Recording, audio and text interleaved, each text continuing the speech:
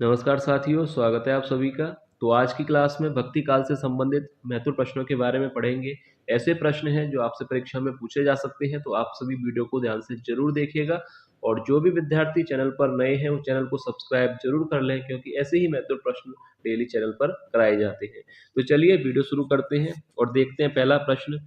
तो देखिए, पहला प्रश्न है, चंदायन का मूल नाम लोर कथा किसने माना है। देखिए, पहला प्रश्न ही आपकी परीक्षा के लिए काफी महत्वपूर्ण प्रश्न है। चंदायन का मूल नाम लोर कथा किसने माना है। ऑप्शन ए राम कुमार वर्मा ने, या ऑप्शन बी माता प्रसाद गुप्त ने, सी आचार्य रामचंद्र शुक्ल ने, या ऑप्शन डी रामधारी सिंह दिनकर ने। तो देखिए, चंदायन का मूल नाम लोर कथा किसने माना है।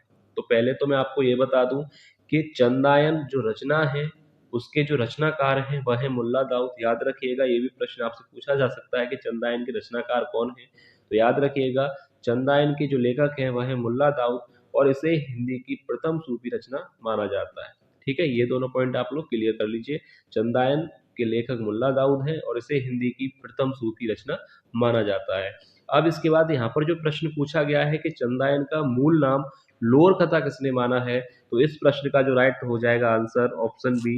याद रखिएगा, माता प्रसाद गुप्त जी ने चंदायन का मूल नाम लोर कथा माना है। तो यहाँ पर राइट आंसर हो जाएगा ऑप्शन बी।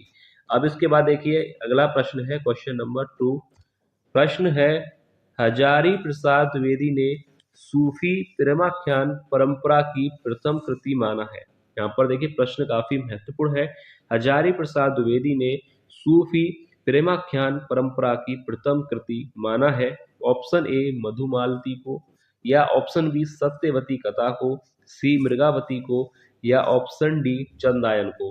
तो देखिए, हजारी प्रसाद द्विवेदी ने सूफी प्रेमाख्यान परंपरा की प्रथम कृति किसे माना है। तो यहाँ पर राइट आंसर क्या होना चाहिए, मधुमालती को, सत्यवती कथा को, मृगावती को, या चंदायन को। तो देखिए, इस प्रश्न का जो राइट आंसर हो जाएगा ऑप्शन बी, सत्यवती कथा को हजारी प्रसाद द्विवेदी ने सूफी प्रेमाख्यान परंपरा की प्रथम कृति माना है। याद रखिएगा, ऑप्शन बी यहाँ पर राइट आंसर हो जाएगा। अब इसके बाद देखिए, अगला प्रश्न है क्वेश्चन नंबर 3। काफी महत्वपूर्ण प्रश्न है, तो आप लोग वीडियो को एंड तक जरूर देखिएगा। तो देखिए, प्रश्न है, जायसी किसके समकालीन थे। जायसी यानी मलिक मोहम्मद जायसी किसके समकालीन थे। यह प्रश्न आपसे परीक्षा में जो है पूछा जा सकता है। काफी अच्छा प्रश्न है कि मलिक मोहम्मद जायसी किसके समकालीन थे।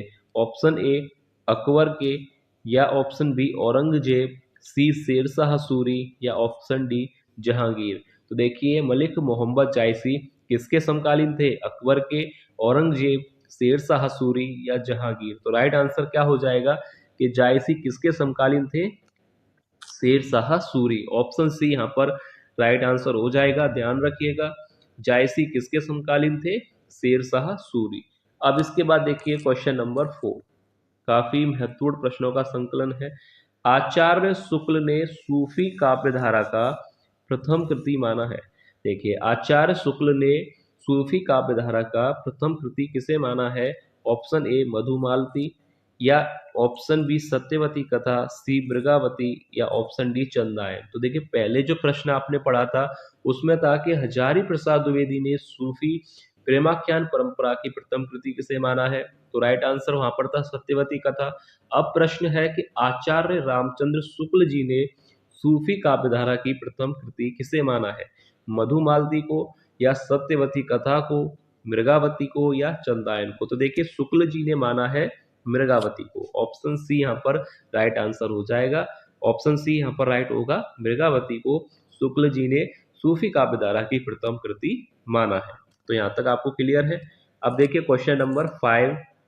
पांचवा प्रश्न है, आचार्य शुक्ल ने सूफी काव्यधारा का प्रथम कवि माना है। देखिए, कितने महत्वपूर्ण प्रश्न लिए गए हैं कि आचार्य शुक्ल जी ने सूफी काव्यधारा का प्रथम कवि किसे माना है। ऑप्शन ए मंझन को, बी मुल्ला दाऊद, सी मलिक मोहम्मद जायसी जी को, या ऑप्शन डी कुतुबन को। तो देखिए, अभी प्रश्न आपने जब पढ़ा था कि शुक्ल जी ने सूफी काव्यधारा की प्रथम कृति किसे माना है, मृगावती को।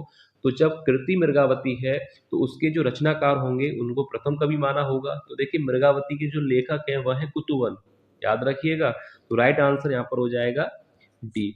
तो यहाँ से आपको दोनों पॉइंट क्लियर हैं कि आचार्य शुक्ल ने सूफी काव्य धारा का प्रथम कवि किसको माना है, कुतुवन को। और प्रथम रचना पूछी जाए तो किसको माना है, बताइए।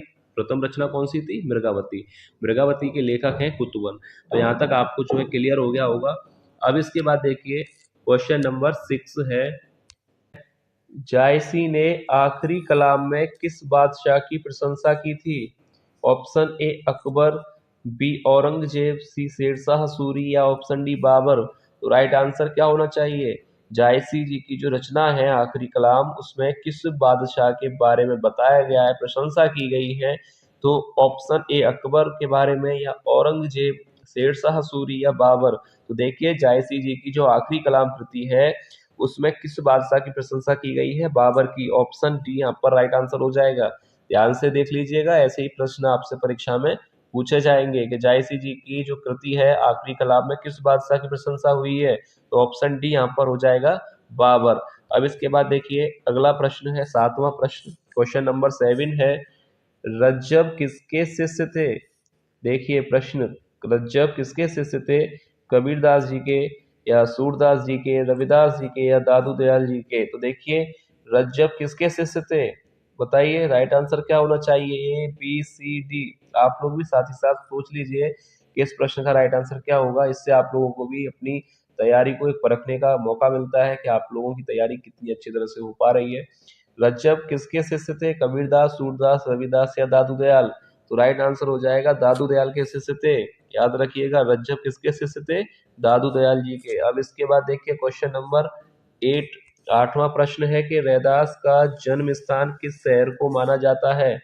तो देखिए राइट आंसर क्या होना चाहिए, एटा, इंदौर, पटना या काशी। तो रैदास जी या संत रविदास जी का जो जन्म स्थल है वह क्या है, एटा में उनका जन्म हुआ था या इंदौर में, पटना में या काशी में। तो राइट आंसर क्या होगा, ऑप्शन डी, काशी में उनका जो है जन्म हुआ था। किस शहर को माना जाता है उनका जन्म स्थान, काशी को।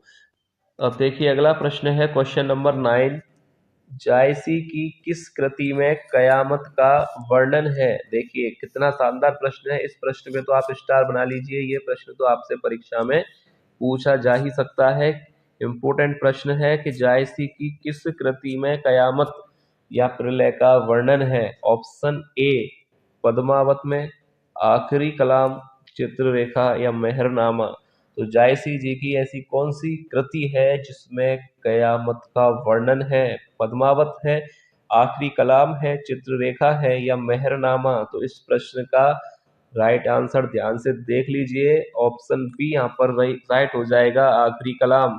जायसी जी की किस कृति में कयामत का वर्णन है, आखिरी कलाम में। ऑप्शन बी यहाँ पर राइट आंसर हो जाएगा, ध्यान से देख लीजिएगा।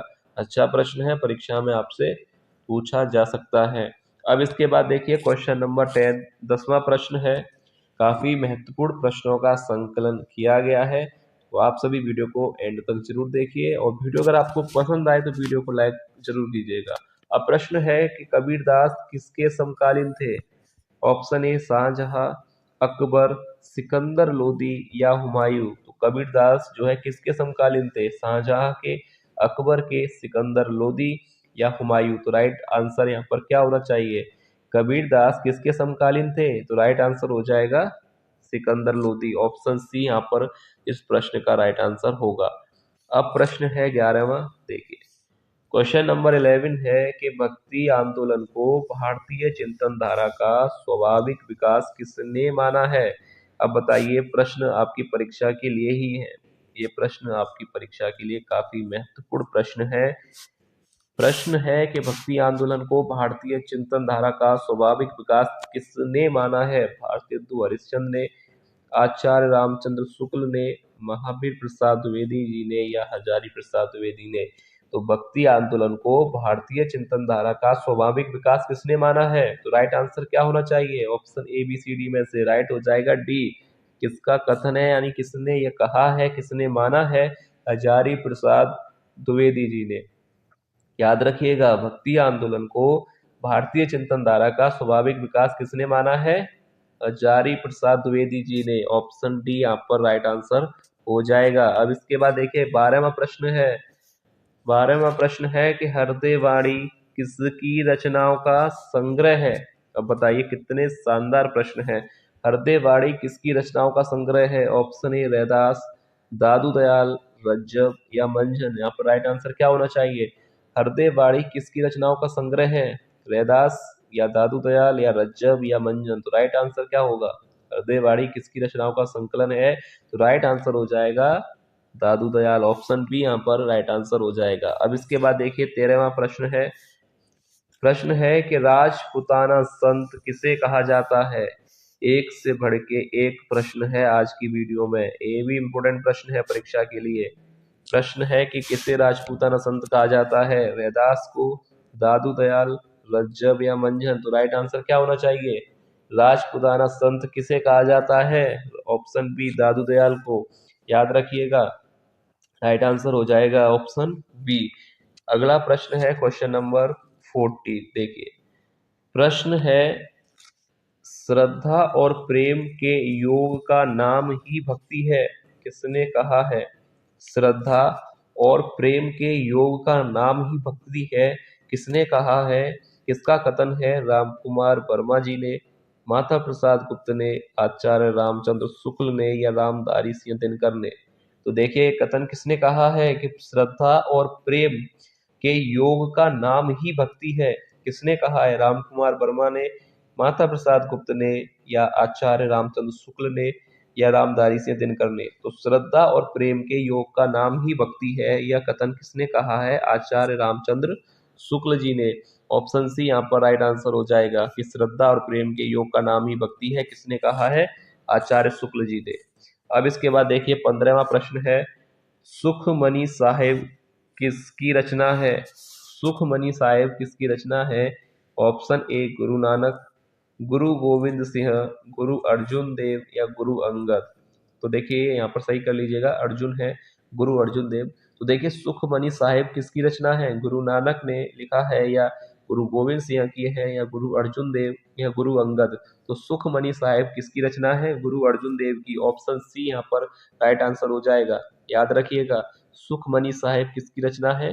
गुरु अर्जुन देव की। अब इसके बाद देखिए 16वां प्रश्न है। प्रश्न संख्या 16 काव्य साहित्य में कौन सा काल स्वर्ण काल कहलाता है।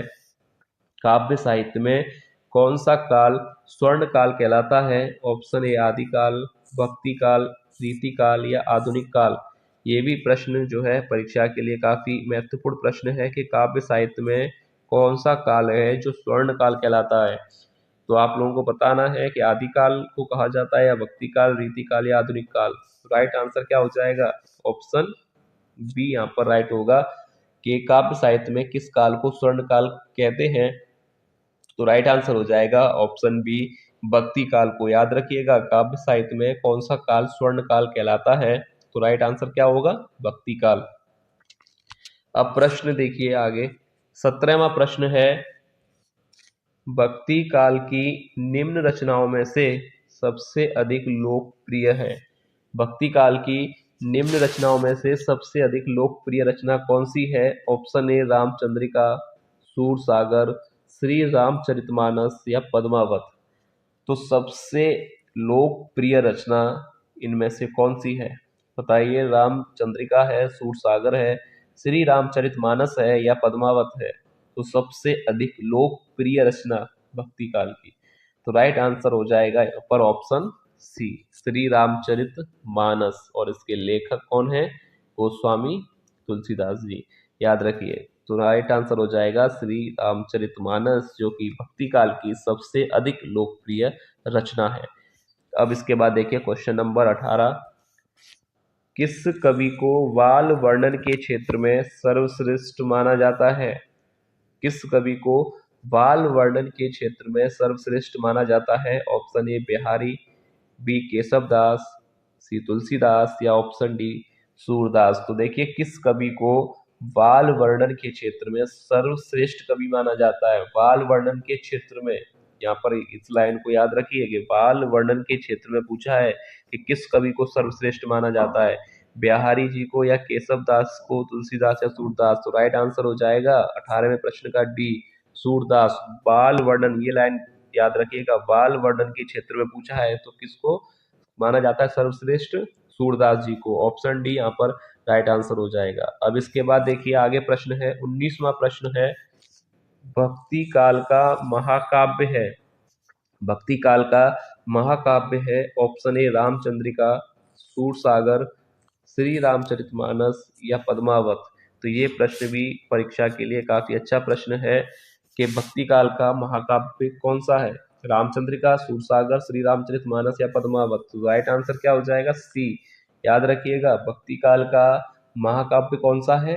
श्री रामचरितमानस, जिसके लेखक हैं गोस्वामी तुलसीदास जी। अब इसके बाद 20वां प्रश्न देखिए, प्रश्न संख्या 20, कृष्ण भक्ति शाखा का श्रेष्ठ काव्य है, कृष्ण भक्ति शाखा का श्रेष्ठ काव्य है। ऑप्शन ए कृष्ण गीतावली या सूरसागर, सूरसारावली या रस पंचाध्यायी? तो राइट आंसर क्या होगा? कृष्ण भक्ति शाखा का श्रेष्ठ काव्य आपसे पूछा जा रहा है कि कृष्ण भक्ति शाखा का श्रेष्ठ काव्य कौन सा है? कृष्ण गीतावली है या सूरसागर है, सूरसारावली या ऑप्शन डी रस पंचाध्यायी? तो राइट आंसर क्या होगा? कृष्ण भक्ति शाखा का श्रेष्ठ काव्य राइट आंसर हो जाएगा। यहाँ पर कौन सा होना चाहिए? कृष्ण भक्ति शाखा का श्रेष्ठ काव्य। तो राइट आंसर यहाँ पर क्या होगा? सूरसागर। ऑप्शन बी यहाँ पर सही हो जाएगा, सूरसागर, जो कि कृष्ण भक्ति शाखा का श्रेष्ठ काव्य है, कृष्ण भक्ति शाखा का, याद रखिएगा। अब इसके बाद है क्वेश्चन नंबर 21, रामचंद्र शुक्ल ने भक्ति काल का सर्वश्रेष्ठ लोकवादी कवि किसे कहा है? रामचंद्र शुक्ल ने भक्ति काल का सर्वश्रेष्ठ लोकवादी कवि किसे कहा है? जायसी जी को, केशव दास को, तुलसीदास जी को या सूरदास जी को? तो राइट आंसर क्या होना चाहिए? आचार्य रामचंद्र शुक्ल ने भक्ति काल का सर्वश्रेष्ठ लोकवादी कवि किसे कहा है या माना है? तो जायसी जी को या केशव दास जी को, तुलसीदास जी को या सूरदास जी को? तो देखिए, शुक्ल जी ने भक्ति काल का सर्वश्रेष्ठ लोकवादी कवि किसे कहा है? तो राइट आंसर क्या होगा? ऑप्शन सी, याद रखिएगा, तुलसीदास को। ठीक है, ऑप्शन सी यहाँ पर राइट आंसर हो जाएगा कि शुक्ल ने भक्ति काल का सर्वश्रेष्ठ लोकवादी कवि किसे कहा है? तुलसीदास जी को। अब इसके बाद देखिए क्वेश्चन नंबर 22, सगुण भक्ति धारा का श्रेष्ठ ग्रंथ है। एक और शानदार प्रश्न है, सगुण भक्ति धारा का श्रेष्ठ ग्रंथ है। ऑप्शन ए रामलला नहचु, श्री रामचरितमानस, साहित्य लहरी या कवितावली? तो सगुण भक्ति धारा का श्रेष्ठ ग्रंथ इनमें से कौन सा है, बताइए। तो राइट आंसर यहाँ पर क्या होगा? सगुण भक्ति धारा का श्रेष्ठ ग्रंथ है श्री रामचरितमानस, और इसके जो लेखक हैं वह हैं गोस्वामी तुलसीदास जी। तो राइट आंसर याद रखिएगा, सगुण भक्ति धारा का श्रेष्ठ ग्रंथ कौन सा है? श्री रामचरितमानस। अब इसके बाद देखिए अगला प्रश्न है क्वेश्चन नंबर 23, वल्लभाचार्य का शिष्य कौन था? ऑप्शन ए कृष्णदास, रघुराज सिंह, भिखारी दास या ऑप्शन डी भूषण? तो देखिए, वल्लभाचार्य का शिष्य इनमें से कौन है, कौन था? कृष्णदास या रघुराज सिंह, भिखारी दास या भूषण? तो वल्लभाचार्य जी के जो शिष्य हैं वह है कृष्णदास। ऑप्शन ए यहाँ पर राइट आंसर हो जाएगा। अब इसके बाद देखिए क्वेश्चन नंबर 24, स्वामी रामानंद का शिष्य कौन था? ऑप्शन ए रैदास, कबीरदास, मलुकदास या नानक? तो राइट आंसर यहाँ पर क्या होगा? स्वामी रामानंद का शिष्य कौन था? तो राइट आंसर यहाँ पर हो जाएगा ऑप्शन, कौन सा होना चाहिए? राइट ऑप्शन होना चाहिए बी, कबीरदास जी। याद रखिएगा, स्वामी रामानंद का शिष्य कौन था? कबीरदास जी। किसके शिष्य थे? रामानंद जी के। अब इसके बाद क्वेश्चन नंबर 25वां प्रश्न है कि समन्वय की विराट चेष्टा तुलसी के किस ग्रंथ में मिलती है? ये भी प्रश्न काफी शानदार है। वीडियो का पहला प्रश्न और अंतिम प्रश्न दोनों ही शानदार प्रश्न है कि समन्वय की विराट चेष्टा तुलसी के किस ग्रंथ में मिलती है? ऑप्शन ए दोहावली, बी विनय पत्रिका, श्री रामचरितमानस या ऑप्शन डी कवितावली? तो देखिए, समन्वय की विराट चेष्टा तुलसी के किस ग्रंथ में मिलती है? तो इस प्रश्न का राइट आंसर क्या होना चाहिए, बताइएगा। राइट आंसर यहाँ पर क्या होना चाहिए कि समन्वय की विराट चेष्टा तुलसी के किस ग्रंथ में है? तो राइट आंसर यहाँ पर हो जाएगा ऑप्शन सी, श्री रामचरितमानस। ठीक है, याद रखिएगा, ऑप्शन सी यहाँ पर राइट हो जाएगा कि समन्वय की विराट चेष्टा तुलसी के किस ग्रंथ में मिलती है? तो ऑप्शन सी, श्री रामचरितमानस। तो ये था वीडियो का लास्ट प्रश्न। काफी महत्वपूर्ण प्रश्न कराए गए हैं और खासकर ऐसे ही प्रश्न आप लोगों को कराए जाते हैं जो परीक्षा में आने के चांसेस रखते हैं, जिनके काफी परीक्षाओं में आ भी चुके होते हैं और आने के चांसेस भी होते हैं। ऐसे ही प्रश्न आप लोगों को कराए जाते हैं। तो जो भी विद्यार्थी चैनल पर नए हैं वो चैनल को सब्सक्राइब जरूर कर लें, और वीडियो का पसंद आई हो तो वीडियो को लाइक जरूर करें। तो चलिए, मिलते हैं नेक्स्ट वीडियो में।